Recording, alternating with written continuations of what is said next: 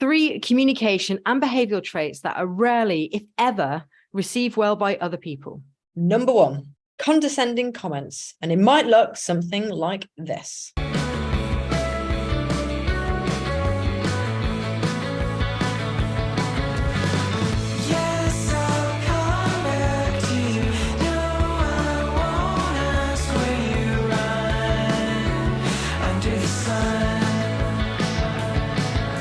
As you may have picked up, it's when somebody speaks to you like you're stupid, inferior, or that they believe that they're better than you.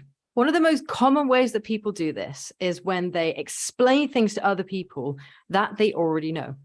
Another very typical one is when maybe you're having a conversation with somebody, whether it's on written format or it's in verbal, and often you'll see somebody start correcting other people's spelling, which is nothing to do with the topic that you're actually debating about. Alternatively, if you're talking to somebody, maybe they'll correct the pronunciation of something that you've said. This is just a way to belittle the other person and appear superior. Another classic way people do this in communication is by adding in the word actually. Actually, you look all right.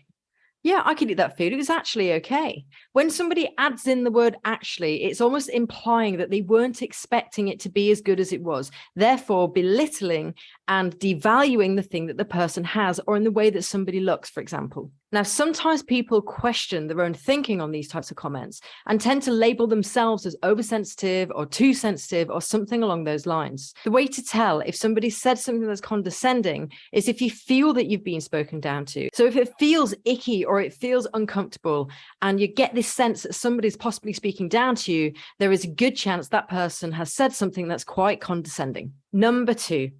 Someone has an over-dependency on your time and your space, and it looks something like this. Yes, I'll come back to you, then I'll ask what have we done under the sun.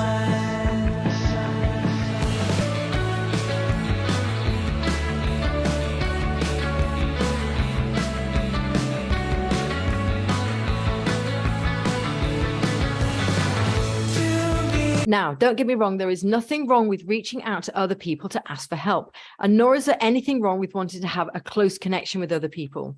But there is a balance and there are boundaries. And when somebody is reaching out to you for too much of your time or too much of your space, then it normally is coming with a sense of entitlement or dependency upon you. Now, where one of the most common times that this occurs is things like relationships. More than often, somebody might send a text to somebody else and will be irritated if they haven't replied within 1 or 2 hours. Alternatively, somebody might send multiple texts throughout the day and expect the other person to be constantly reading and constantly engaging with them, as if this other person has nothing else to do with their time other than to read these texts and give all their attention to the person sending them. Now, this can also happen in a professional and a business sense. For example, one time I received an email from somebody asking me basically to do some work for him, which will have reflected on round about 8 or 9 hours of my time. And it was basically to give him some content so he could complete a chapter of a book that he was writing. In this moment, I actually gracefully declined, explaining that I didn't have the capacity to spend 8 or 9 hours of my time working on something for somebody else, particularly when it's going to be free of charge. To which he replied, basically saying that it's times like this when you start realizing who's out there as coaches who genuinely care about other people. So he massively flipped it back onto me, not recognizing or owning this unreasonable request that he asked of me, and basically suggested that I wasn't caring. Now, some people have such a delusional level of expectation on other people, or an entitlement on other people's time, and to a degree dependency on other people's time. These people find it a bit of a shock that actually our purpose on this planet isn't solely just to serve them. So if you have somebody in your life like this and you sense that they have a dependency or an entitlement over your time and your space, I urge you to be mindful about the amount of time you spend with them and how much energy you give to them. People like this tend to zap energy from other people. And generally those types of relationships, they're not a two-way street. They're typically just a one-way lane. And finally, number 3, when people are passive aggressive. Now it looks something like this.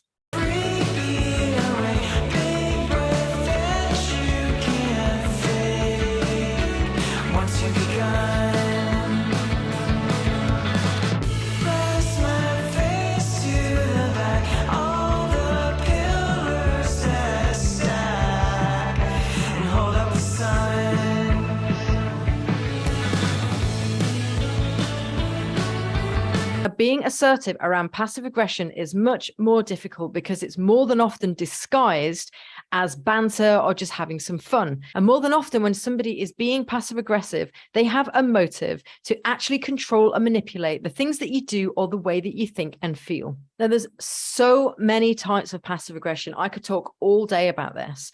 And it is harder to stand up against because more than often, if you say something to somebody, they will just dismiss it as if you're the one being oversensitive or you're the one seeing something that isn't there. But more than often, people use passive aggression in a non-verbal way. For example, slamming doors, or even the silent treatment, or rolling your eyes, or you can see from body language that people are being passive aggressive. More than often, these people will deny it, but you know that it's there. You can feel that resistance and you can feel that resentment for whatever is going on.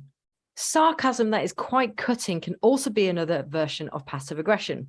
And sometimes passive aggression is actually disguised as if somebody's trying to be kind. For example, years ago, one of my ex-boyfriends came home from work and handed me a box of diet pills and tried to make out, because I love you, darling, I thought of these and thought you might really like them, as if I was going to be over the moon that he was suggesting that I was overweight and needed to lose weight.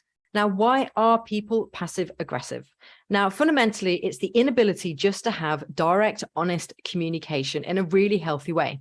Some people seem to think it's a really good way to get what they want and avoid conflict at the same time. Disclaimer, whenever you're passive aggressive, you're much more likely to encourage conflict, not avoid it. Now, some people aren't even aware that they're being passive aggressive. It's just being built into them because of the way that they've been raised, and that's all they're used to. And they simply don't know an alternative way of communicating. However, other people also aren't in touch with their emotions. They don't know how to channel anger. And then instead of expressing it in a very healthy way, which is functional and fair and kind to the other person and to themselves, they have a false belief that by being passive aggressive, it's a way to get rid of that frustration, but also maintain and preserve the relationship.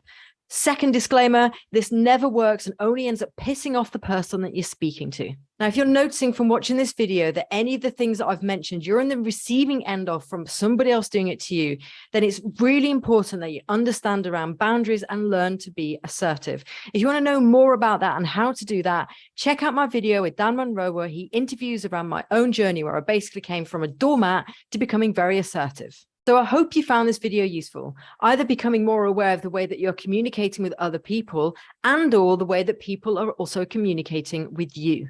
As always, if you've enjoyed this video, don't forget to hit that like button, subscribe to my channel and hit that notification bell to make sure that you get all future content. And other than that, have a good day. Cheers.